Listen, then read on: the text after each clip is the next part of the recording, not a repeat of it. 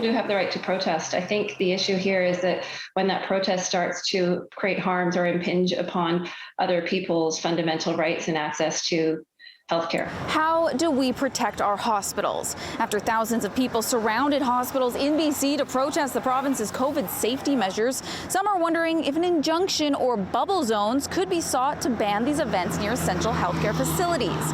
We first brought the question to BC's Health Minister Adrian Dix on Thursday. Is that something that's maybe on the table? Can you confirm? Is that something that may be up for discussion behind the scenes? I don't really have anything to say on that. Those actions would be taken if appropriate, under specific circumstances, I think. And it's not for me to say. What it is for me to say is that these protests shouldn't happen at hospitals. City News has also reached out to the offices of BC's Attorney General David Eby and the Minister of Public Safety Mike Farnworth regarding the possibility of seeking an injunction or creating a bubble zone around hospitals.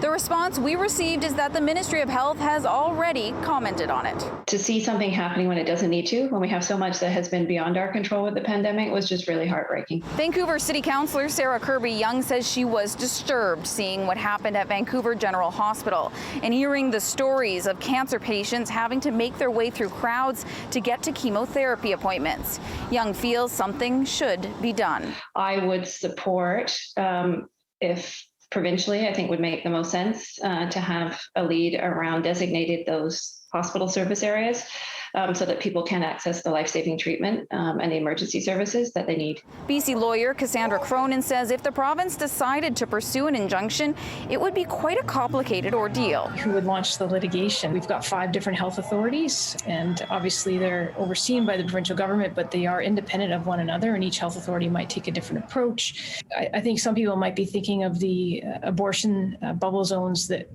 took place in the past, and in 1995, the province passed the first legislation in Canada protecting particular areas from protesters and limiting essentially protesting outside of clinics that offered abortion services to women who were seeking those services. But that was legislation that was passed that then could be enforced. And the challenge here is there is no legislation that's on the books currently that would create that kind of a bubble zone around hospitals. Cronin says, frankly, she doesn't believe the province would want to take on the legal battle that would come with an injunction.